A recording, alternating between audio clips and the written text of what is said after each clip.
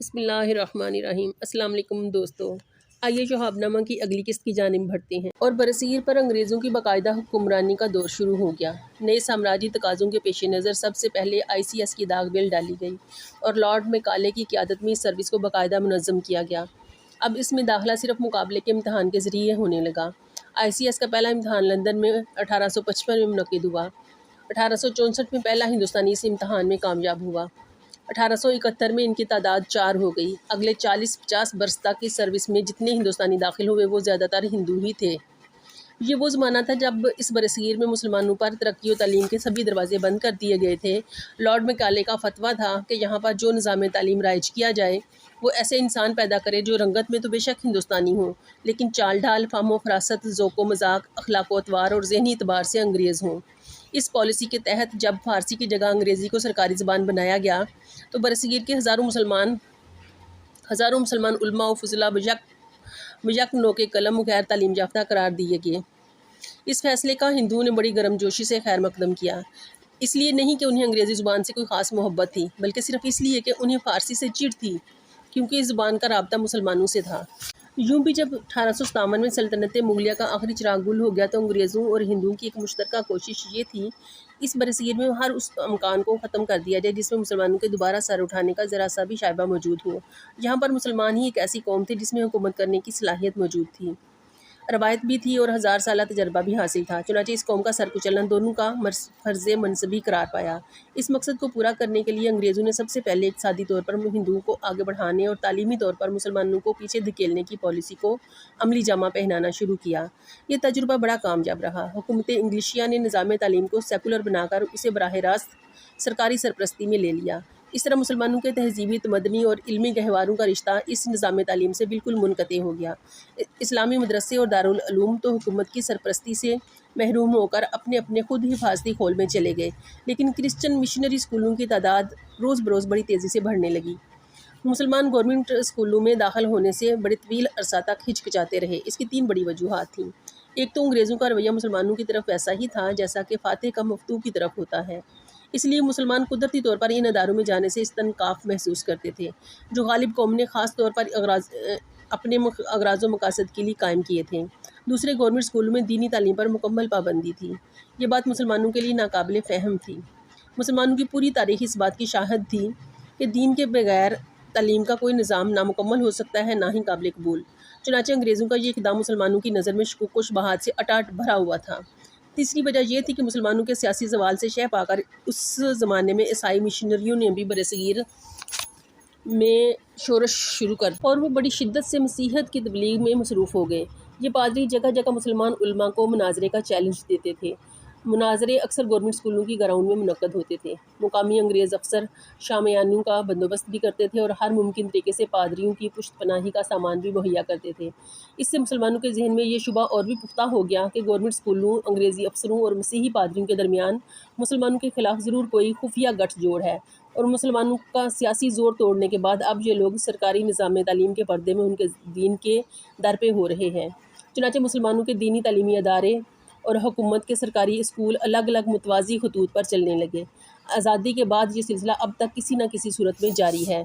اس صورتحال کا نتیجہ یہ تھا کہ 1880-81 میں سارے برصغیر میں انگریزی ہائی اسکولوں میں 36,686 ہندو اور صرف 363 مسلمان طلبہ پڑھتے تھے۔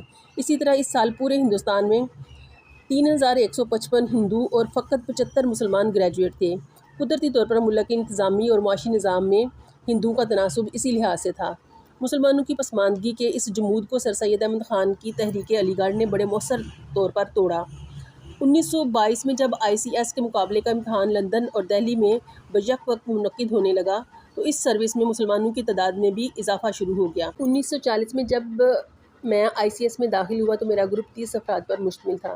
ان میں سے 19 کا انتخاب لندن میں اور 11 کا دہلی میں ہوا تھا۔ گروپ میں 15 انگریز، 12 ہندو اور 3 مسلمان تھے۔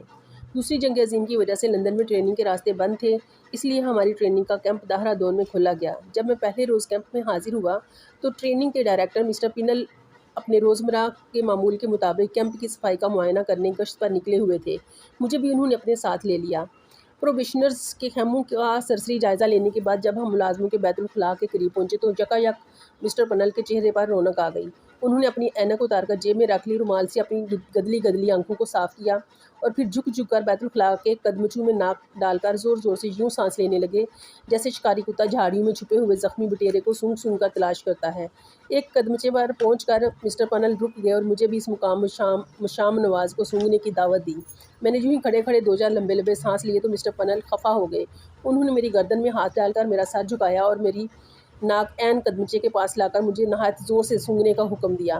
ابھی گھنٹہ بھر پہلے 8-10 پرخور بیروں نے اس قدمچے پر اپنے صحت مند میدو کو صاف کیا تھا۔ مہتر نے صفائی کے لیے فینائل چھڑک کر اس پر چونا ڈال دیا تھا۔ اس مغلوبے پر ناک لٹکا کے میں نے ایک طویل سانس کھینچا تو فونت کے پے در پے بھبکوں سے میرا دماغ پھٹنے لگا اور مجھے بے اختیار بڑے زور کی کیا آ گئی۔ کیا کہ کچھ چھینٹے مسٹر پنل کے چمکیلے براؤن جوتوں پر بھی پڑے۔ انہوں نے مجھے قہر آلود نگاہوں سے گھورا، اپنی ناک کو سکیڑ کر جو ہدہد کی چونچ کی طرح لمبی، تیکھی اور ٹیڑھی تھی، اور اپنے ذہن میں مجھے ICS کے لیے قطعی غیر موزوں کھاتے میں ڈال دیا۔ دہرادون ٹریننگ کیمپ کے قیام کے دوران کئی ایسے اور مواقع بھی آئے جب انہوں نے اپنے دماغ میں ICS کے لیے میری نااہلیت پر ایک کے بعد دوسری کے بعد تیسری مہر تصدیق ثبت کر دی۔ کیمپ میں ہر پروبیشنر کو اپنا ذاتی بیرہ رکھنے کا حکم تھا، چنانچہ میں جموں سے ہی اپنے ساتھ اور 1.5 عمر کا ایک کشمیری ملازم رمضان ساتھ لیتا آیا تھا۔ کیمپ کے میس میں بیٹھ کر بیروں کو بلانے کا طریقہ یہ تھا کہ دونوں ہاتھوں سے تالی بجاؤ اور بلند آواز سے کوئی ہے کا نعرہ لگاؤ۔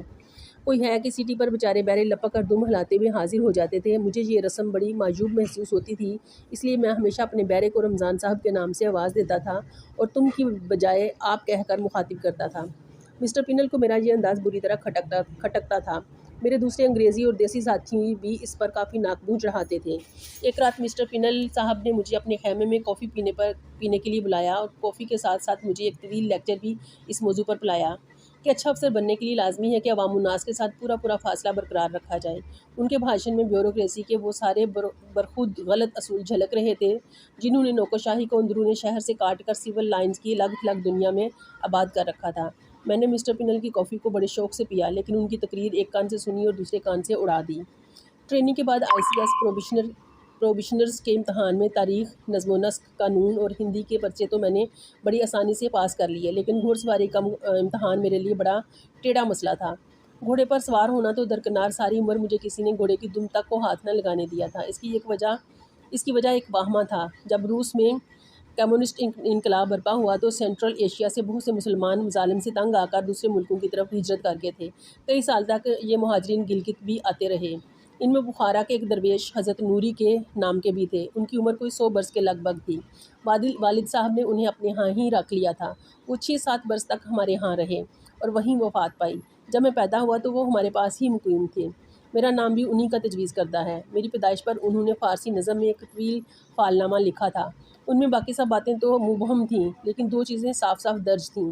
ایک یہ کہ اس بچے کو ساری عمر کثرت سے نکسیر پھوٹا کرے گی، لیکن اس میں فکر کی کوئی بات نہیں۔ یہ بالکل صحیح بات تھی۔ مجھے اب تک برفانی سردیوں میں بھی بیٹھے بٹھائے بلا وجہ نکسیر آنے لگتی ہے۔ ناک سے کچھ دیر خون بہہ جائے تو یوں محسوس ہوتا ہے کہ جسم سے آگ کی چنگاریاں نکل گئی ہیں۔ دوسری پیشن گوئی نوری صاحب نے یہ کی کہ اسے گھوڑے کی سواری سے جان کا خطرہ ہے۔ لکھنے کو تو یہ بات نوری صاحب نے اپنے فعالنامہ میں لکھ دی تھی، لیکن مجھے ساری عمر کسی نے گھوڑے کی دم تک کو ہاتھ نہیں لگانے دیا۔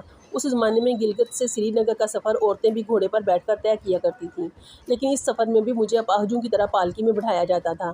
اب ICS کے پروبیشنری امتحان میں رائڈنگ ٹیسٹ پاس کرنا لازمی ٹھہرا تو مجھے یہ بڑی فکر دامن گیر ہوئی۔ مسٹر پنل کو واثق امید تھی کہ میں اس ٹیسٹ میں ضرور فیل ہو جاؤں گا۔ مجھے خود بھی یہی خطرہ تھا۔ اس لیے امتحان سے کچھ عرصہ پہلے میں کیمپ کے رائڈنگ انسٹرکٹر دفعہ جمال خان سے ملا اور اسے اپنی بپتا کی رام کہانی صاف سنا دی۔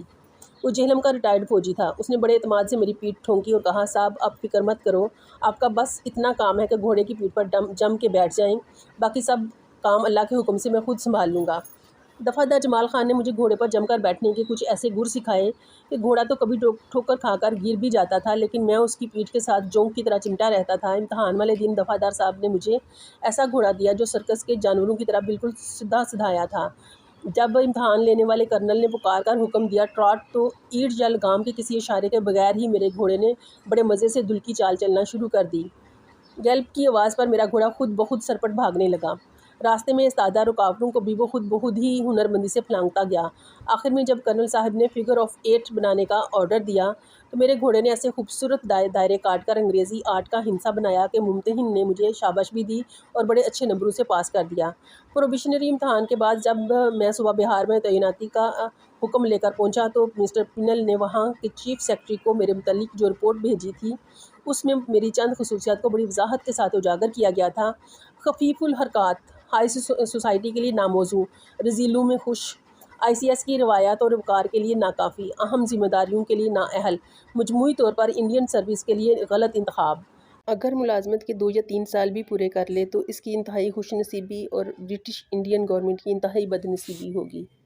تو دوستو یہ تھی آج کی قسط۔ امید ہے آپ کو پسند آئی ہوگی۔ اپنی قیمتی آراء اور تجاویز کا اظہار کامنٹ باکس میں ضرور کیجیے گا۔